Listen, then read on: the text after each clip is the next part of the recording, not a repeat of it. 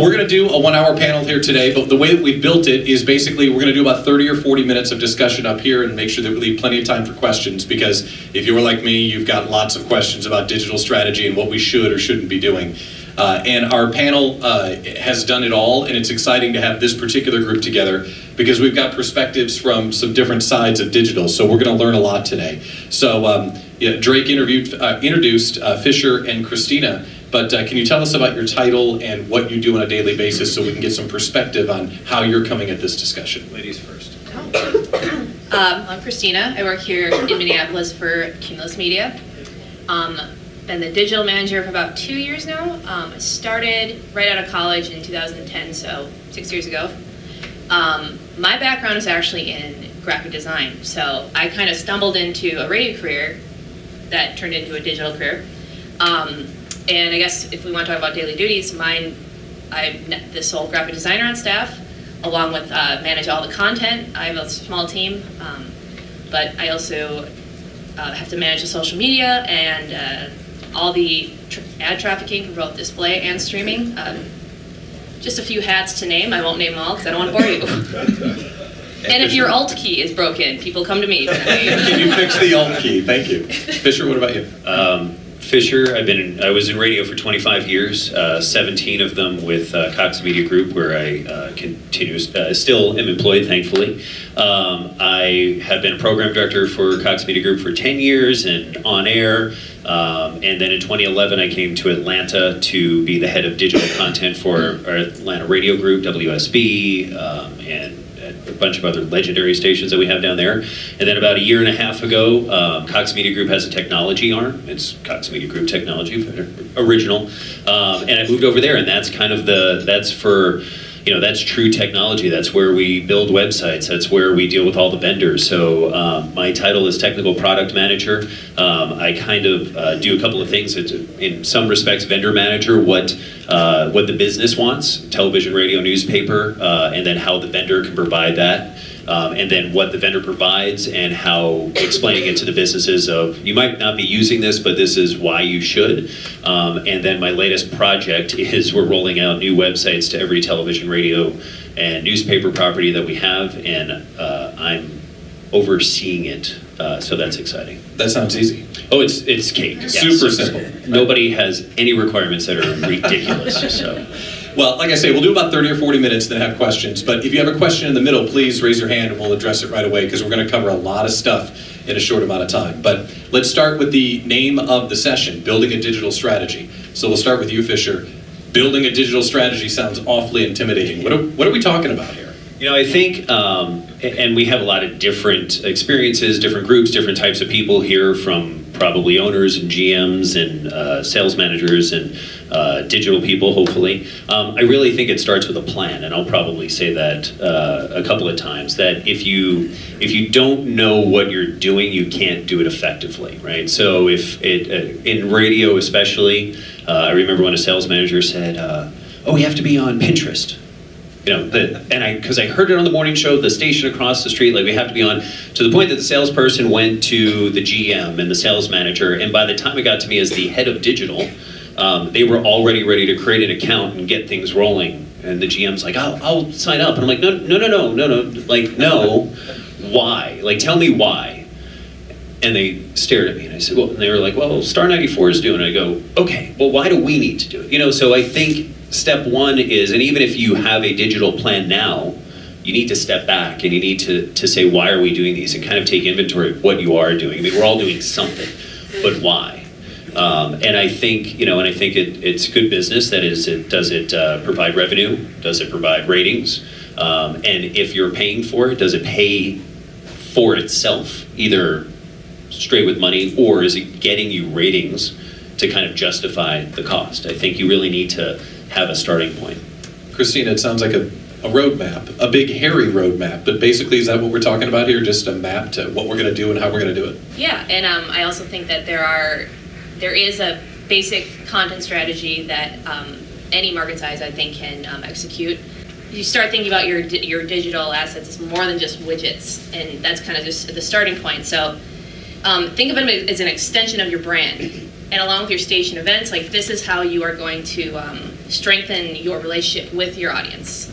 Okay, so what are the key points, Christina? So what are the things that just, here's our digital strategy, it's right here, in its most basic, Cookie Monster language. What are the things that have to be in here? What separates your content from everyone else's? Like, what makes your voice unique is a big thing that we preach here at Cumulus, Minneapolis.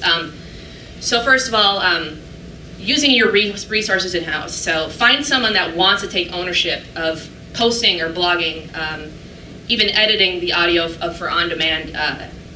So that person should understand your brand and be able to take the voice of the station and apply it to any topic. I mentioned it before, but it will take tweaking. It's a digital strategy. It's definitely a marathon. It's not a sprint. You're not going to see results right away, but they will come in due time. So it will take some tweaking to find the right news and entertainment content, or if it's local content, topics that resonate with your audience. So point number 2, though, if you've figured out who's going to take that ownership of providing the content and figuring out your plan of execution, and that's key, because what can they commit to? Can they commit to, 3 posts a week, 1 a day, 3 a day? You don't want to, consistency is the key, is totally the key. So you got to stick to your plan.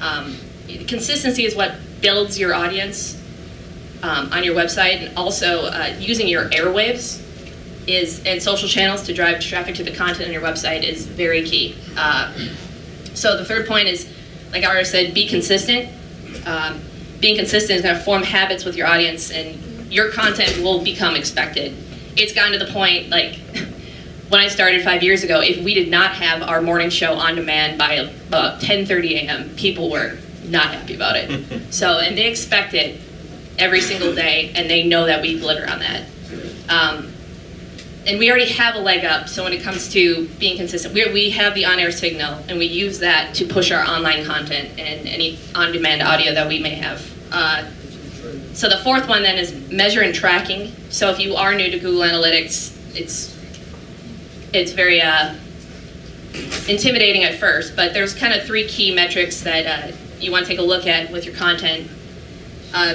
If your unique visitors going up, it's because of the new content you are providing, that consistent content every week or every day.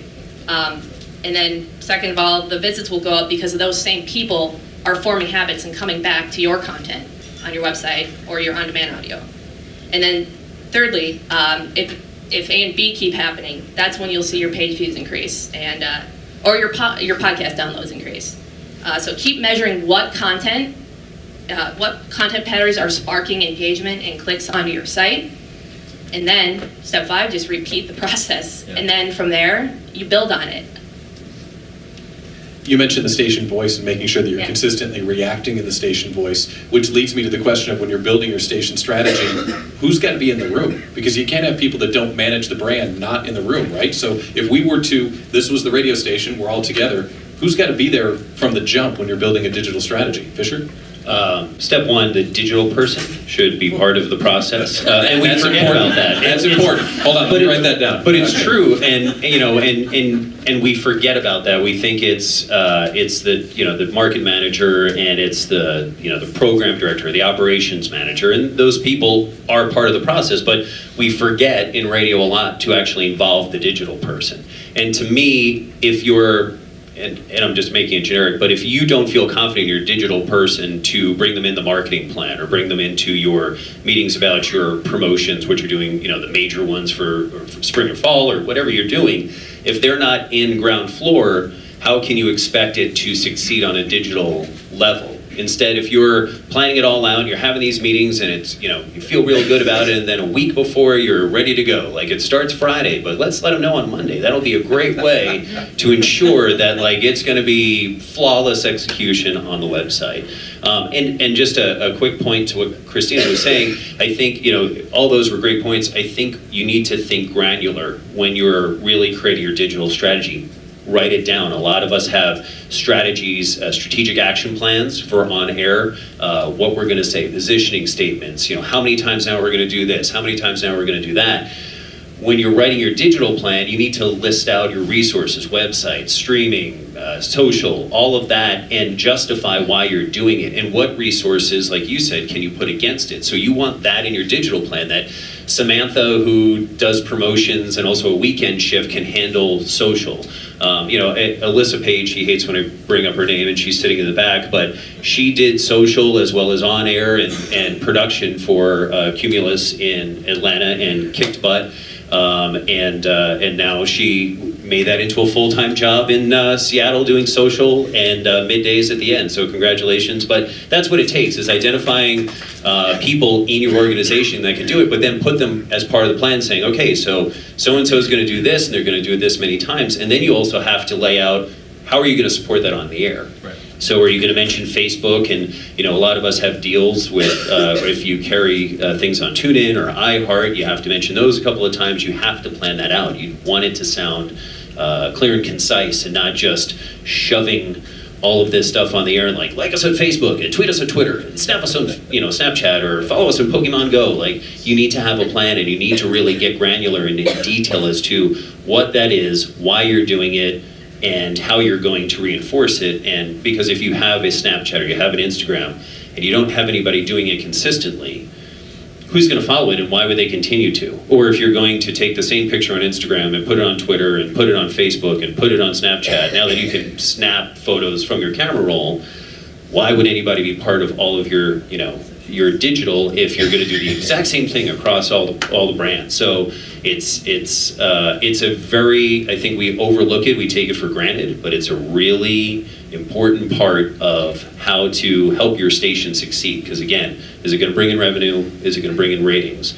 Or are you just Snapchatting to Snapchat with no real idea because everybody else is Snapchatting? Is that your flippant Snapchat move? No, I love Snapchat. When Snapchat came out and I was in Atlanta, it was, well, we have to be on Snapchat. And I said, well, who's going to do it and why? Like, I don't want to find out that some jock Snapchatted something that they couldn't take back, and we find out but I can't prove that they did or didn't do it. Like, who is it? Why are they going to do it? What's the plan? And you really need to identify those before you just do everything. Which leads to the next question, right? So there's an infinite number of things that we can do, but when we're building a digital strategy, what's most important, and how many can you realistically take on at once? Christina? I'm a big proponent of, like you mentioned before, why are we going to be on it? If you're just going to leave, like, if you decide to be on like 5 different social channels, but you're not even really going to touch 3 of them, there's really no point in you being there. Like, just do 2 of them and do them well, and tailor your content to that channel, because everything you do on Facebook isn't going to translate to Twitter and vice versa. So I think that's an important thing that we all forget. I mean, I even forget it sometimes, but then I have to take a step back and remember that it's completely different. It's a different, because like the Facebook algorithm, and then Twitter's in real time, and you just gotta, you get what I'm saying. And you gotta constantly, especially with social, it's a constant moving target. Like, what's popular today is not popular tomorrow. When I got to Atlanta radio, people were still checking with Foursquare, right? So I created Foursquare pages where if you checked into Phillips Arena, you said, oh, this used to be the site of the Forum in Atlanta, but it was tailored to our rock station because Aerosmith was the last show at the Forum, or whatever the case is. Or if you checked into the Martin Luther King historical site in Atlanta, Kiss 104, which is our urban AC, had some facts, so it kind of branded. But then Foursquare was, so you kind of just have to keep moving and always, again, to Christina's point, have in that plan of what that particular product, whether it's social, whether it's your O&Os, is for, why you're doing it, and then move with it. Like, always check your digital plan. Always make sure you're updating it, whether it's once a quarter, once a month. You should really be doing it once a month and just making sure that everybody's on the same page with everything. It's a reset.